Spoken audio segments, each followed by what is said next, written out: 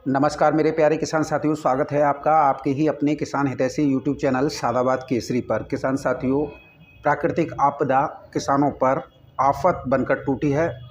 इस प्राकृतिक आपदा से एक और जहां पर अन्नदाता परेशान हुए हैं, तो वहीं उनकी खून पसीने से सींची हुई फसल भी एक वृहद स्तर पर जो है तहस नहस हुई है। पंजाब, हरियाणा, पश्चिमी उत्तर प्रदेश, ब्रज क्षेत्र, उत्तरी पूर्वी राजस्थान, मध्य प्रदेश और अब बिहार, हालत इस कदर भयावह है कि जिसे जो है बयां करना भी शब्दों में आसान नहीं है। इससे जो किसानों पर बनता था वो सब किसानों ने किया, लेकिन सभी स्थितियां किसान की बिल्कुल विपरीत होती चली गई। हालात तब भयावह हुए जब एक साथ जो है ओलावृष्टि होने लगी। ओलावृष्टि ये कोई 10-15 मिनट या आधा घंटे नहीं हुई। राजस्थान में तो 3 से 4 घंटे तक लगातार ओलावृष्टि हुई। इससे यहाँ पर गेहूँ, चना, जौ, मटर, सरसों व जहाँ पर आलू उगाया जाता है वो फसल जो है पूरी तरीके से बर्बाद हुई हैं। सितम ऐसा ढाया है प्रकृति ने जिससे हर कोई जो है कांप रहा है। इतना डीप डिप्रेशन सर्कुलेशन जो राजस्थान के ऊपर बना हुआ था, इसका किसी को अंदेशा नहीं था। न ही जो यूट्यूब चैनल चलाते हैं मौसम से जानकारी देने वाले उनको था, न ही आईएमडी को था। लेकिन जीएफएस मॉडल एक बार फिर जो है सटीक साबित हुआ। जीएफएस मॉडल 8 तारीख से दिसंबर से इंडिकेट कर रहा था कि एक राजस्थान के ऊपर सर्कुलेशन बनेगा जो कि 26, 27, 28 और आगे बढ़ जाए तो 29, 30 तारीख तक जो है बहुत बड़े एरिया को अपनी चपेट में लेगा, जिससे आम जनजीवन के साथ साथ किसानों को इसका सबसे बड़ा नुकसान भुगतना पड़ेगा। किसान साथियों, इधर जो है मध्य प्रदेश की हालत जो है आप सभी ने देखी। मंदसौर हो, रतलाम हो, उज्जैन हो, ग्वालियर हो, इंदौर हो, शाजापुर हो, एक बहुत बड़ा एरिया जो है भारी बारिश की चपेट में आकर बर्बाद हुआ है।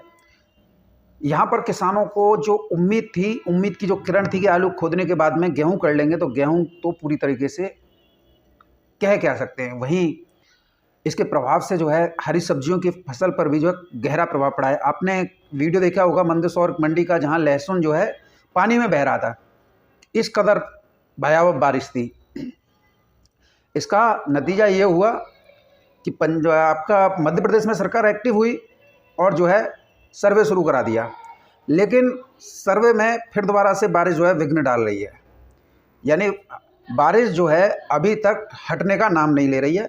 और जिस तरीके से जीएफएस मॉडल दिखा रहा है वो तो 30 तारीख तक दिखा रहा है, लेकिन आईएमडी बोलता है कि कल या परसों में ये बारिश जो है पूरे उत्तर भारत से हट जाएगी और पूर्वोत्तर की तरफ जो है उधर बढ़ेगी। तो फिर जब पूर्वोत्तर की तरफ बढ़ेगी तो बिहार, छत्तीसगढ़ को भी अपनी चपेट में लेगी, छत्तीसगढ़ भी आएगा। तो ये बारिश एक बहुत बड़े स्पेल पर तबाही मचाएगी। अब किसान हैं, अब किसान की वेदना यदि हम कह रहे हैं वीडियो के माध्यम से, हम दिखा रहे हैं, तो जो कारोबार जगत से जुड़े लोग हैं, जिन्हें तेजी का शब्द सुनते ही, बारिश का शब्द सुनते ही उनके जो हैं बाल खड़े पड़ जाते हैं, उन्हें कुछ दिखाई नहीं देता है।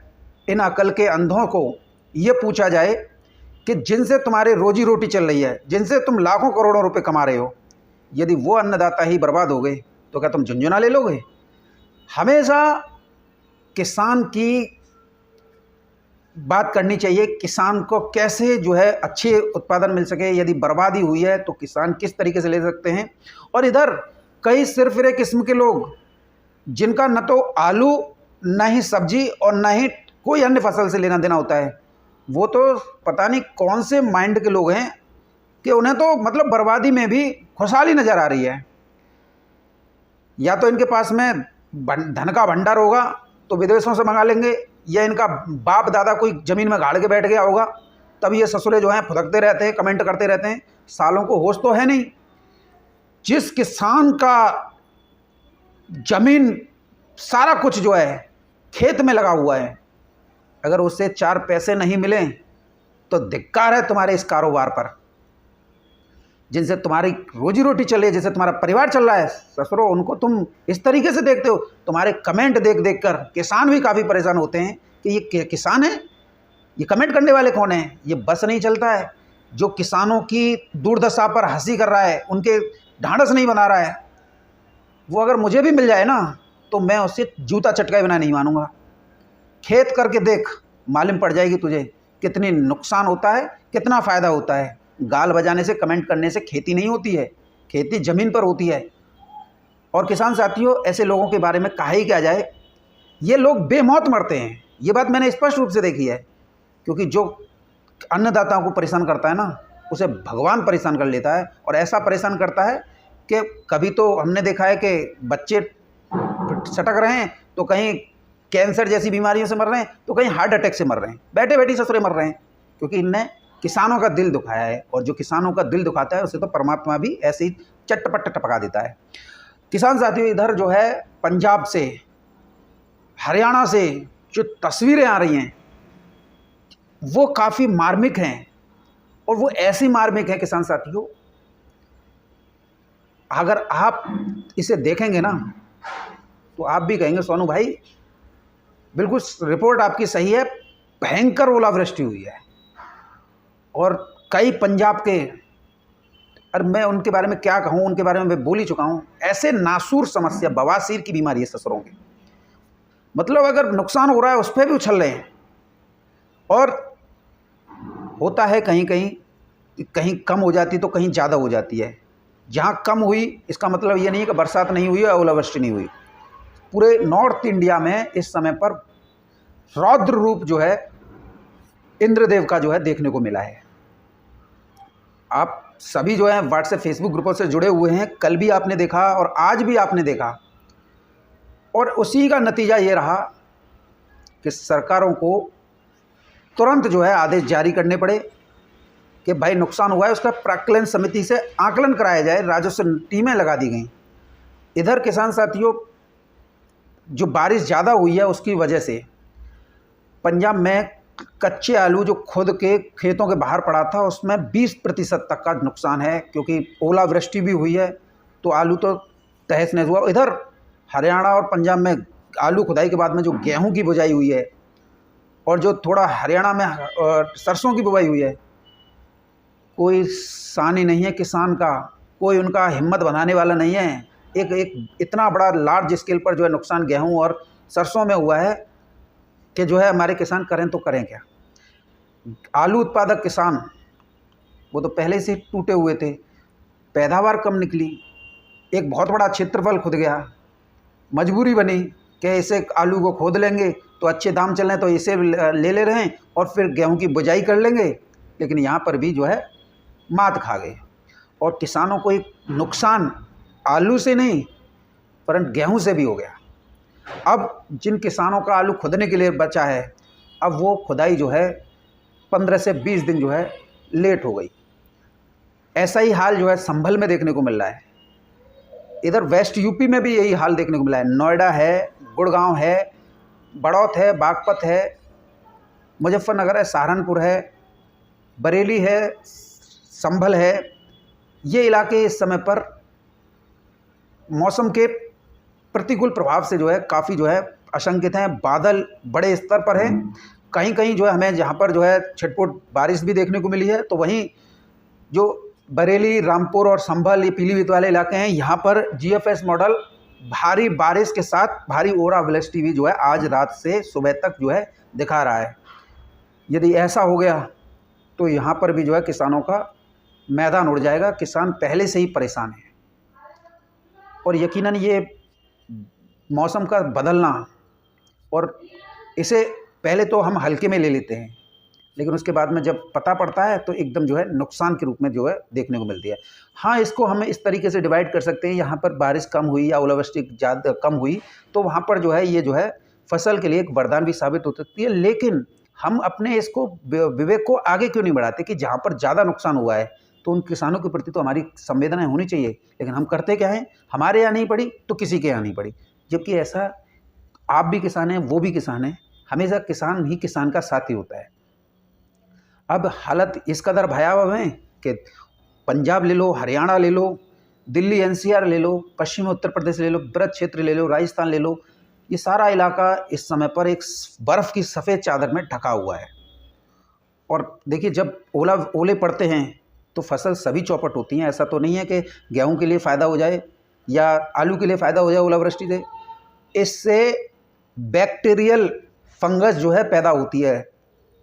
आलू के ऊपर पड़ेगा तो तनों को क्षतिग्रस्त करेगा, पत्तों को क्षति करेगा, तो यहाँ पर फंगस पैदा होगी तो उससे जो है एक, क्योंकि फंगस इस समय पर बारिश और बारिश के बाद ओलावृष्टि के बाद धूप निकलना, तो एक फंगल बैक्टीरिया पनपेंगे, और जब बैक्टीरिया पनपेंगे तो ये जो है एक वाहक का काम करेंगे, हवा के संपर्क में आएंगे, तो जैसे ही हवा जिधर चलेगी उधर जो है आप लोगों को फिर झुलसा ही झुलसा नजर आएगा। और ये बात बड़े बुजुर्ग भी कहते हैं, वैज्ञानिक भी कहते हैं कि बारिश के बाद में यदि तेज धूप खिली तो नुकसान झुलसा के रूप में देखने को मिलता है। और किसान साथियों, सरसों में पंखड़ियाँ टूट के गिरी हैं, गेहूँ ऊपर से नीचे टूटे हैं। ओलावृष्टि का नमूना तो आप मेरे पीछे देख ही रहे हो। अब इससे ज़्यादा मैं आप लोगों को क्या बता सकता हूँ। मेरी सिंपैथी, मेरी जो सहानुभूति है मेरे अपने किसान भाइयों के साथ है। मैं कभी व्यापारियों और जो है ऐसे लुच्चे लफंगों को जो है वरीयता नहीं देता हूँ, क्योंकि मेरा किसान ही मेरी जान है।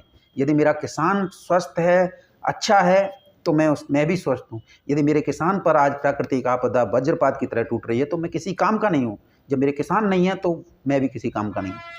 किसान साथियों, अब जब बात इस तरीके की घटनाओं की आती है, इस तरीके की बात हम लोग देखते हैं, तो बड़ा आश्चर्य होता है कि दुनिया में किस प्रकार के मेंटेलिटी के लोग हैं, किस तरीके की मानसिकता है। यहाँ तक कि जो बड़े बड़े किसान हैं ना, वो ये सोचते हैं कि ये कीड़े मकोड़े हैं छोटे। कोल्ड मालिक खेती कर रहा है या कोल्ड चला रहा है तो वही सोचता है कि ये तो मतलब जो आलू ला रहे हैं ये तो हमारे लिए ला रहे हैं, या उत्पादन करें तो हमारे लिए कर रहे हैं। आज व्हाट्सएप फेसबुक ग्रुपों में कोल्ड मालिकों की किसान विरोधी मानसिकता भी स्पष्ट रूप से देखने को मिली है, जिसमें हमारे खंदौली के और शमशाबाद के कोल्ड मालिकों ने तो उदम गदर माट मचा दिया, और इधर कुछ जो है पंजाब के भी मिल गए।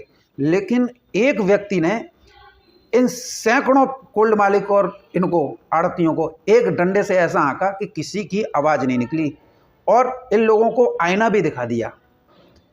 अब ये अगर ये तेज़ धूप निकल आई ना, तो फिर ये कोल्ड मालिक जो उछल रहे हैं, पैरों में गिर के माफ़ी मांगनी पड़ेगी किसानों के। किसान साथियों, मैं ज़्यादा तो कुछ नहीं कहूँगा। नुकसान होता है, चाहे आपका हो चाहे मेरा हो। दर्द उसको होता है जिसकी फंसी हुई पड़ी हो। दर्द उसको नहीं होता है, बेहाओं को कोई दर्द नहीं होता है, उनके लिए तो फ़ायदेमंद है। वो तो ऐसा माहौल बनाना चाहते हैं कि जिससे 2025 में किसानों से आलू सस्ती दरों पे लूट लें और फिर महंगा बेच कर मोटा मुनाफा कमाएं।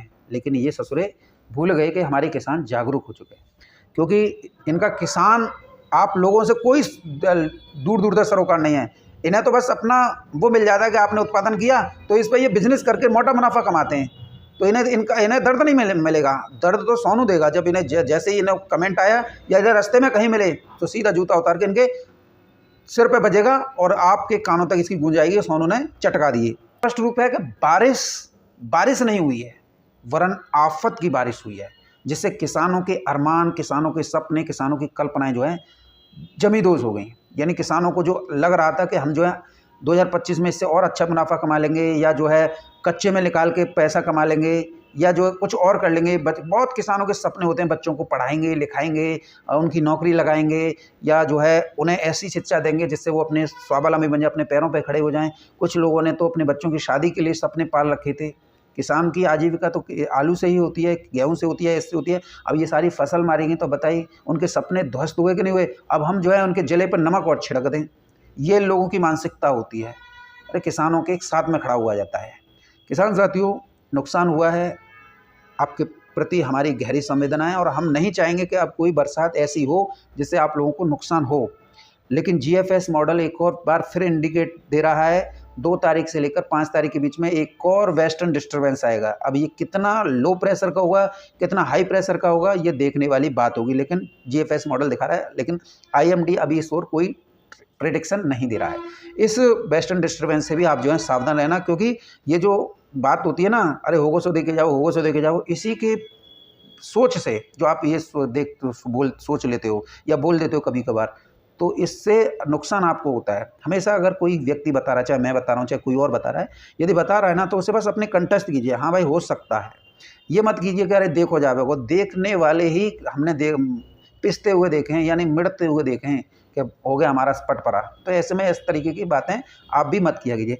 इधर किसान साथियों, जिस तरीके से उत्तर भारत में भारी बारिश हुई है, कच्चे आलू की खुदाई रुकी है और जो है किसानों के अरमान ध्वस्त हुए हैं, उससे बहुत ज़्यादा दिक्कतें, और वीडियो बनाते समय मुझे भी बहुत बड़ा गंभीर स्थिति का सामना करना पड़ रहा है कि मैं किसानों के बीच में वीडियो किस तरीके से बना रहा हूँ, उन किसानों के लिए जिनकी सारी फसल जो है बर्बाद हुई है। और किसान साथियों, इसका प्रभाव तो मंडियों पर पड़ना ही पड़ना था। आज मेट्यापालम मंडी से शुरुआत करेंगे तो मेट्यापालम मंडी में 900-1000 रुपये प्रति कट्टा बिकने वाला आलू जो है आज 1100 रुपये से लेकर 1300 रुपये प्रति 45 किलो की दर पर पहुंच गए। अहमदाबाद मंडी में किसान साथियों आलू ने रिकॉर्ड तोड़ दिया, 18 रुपये किलो से लेकर 21 रुपये किलो तक आगरा के बिक गए। जयपुर की मंडी में पुराना आलू फिर दोबारा उसी रेट पर लौट आया, 16 रुपये किलो से लेकर 19-20 रुपये किलो।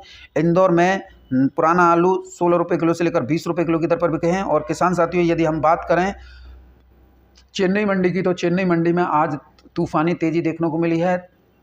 30 रुपये किलो से लेकर 33 रुपये किलो तक बिके हैं। तिरछी की मंडी 31 रुपये किलो से लेकर 33 रुपये किलो। मदुरई की मंडी किसान साथियों 28 रुपये किलो से लेकर 31 रुपये किलो की दर पर बिकी है। वहीं सीलम की मंडी आज 36 रुपये किलो तक बिक गई। कोयम्बटूर की मंडी आज 34 रुपये किलो, नीचे में 31 रुपये किलो तक बिकी है। तो मंडियों में भी किसान साथियों तेज़ी देखने को मिली है। वहीं बेंगलोर मंडी की बात करेंगे तो बेंगलोर मंडी में किसान साथियों आज जो है काफ़ी अच्छी चमक जो है आलू पे देखी गई है। अब किसान साथियों चमक फमक क्या, अब चमक तो सारी फीकी हो ही जाती है। जिस तरीके से इस तरीके की विचलित करने वाली खबरें आती हैं तो आप समझ सकते हैं क्या रही है। बेंगलोर की मंडी में उत्तर प्रदेश की 15 गाड़ियों की आवक है।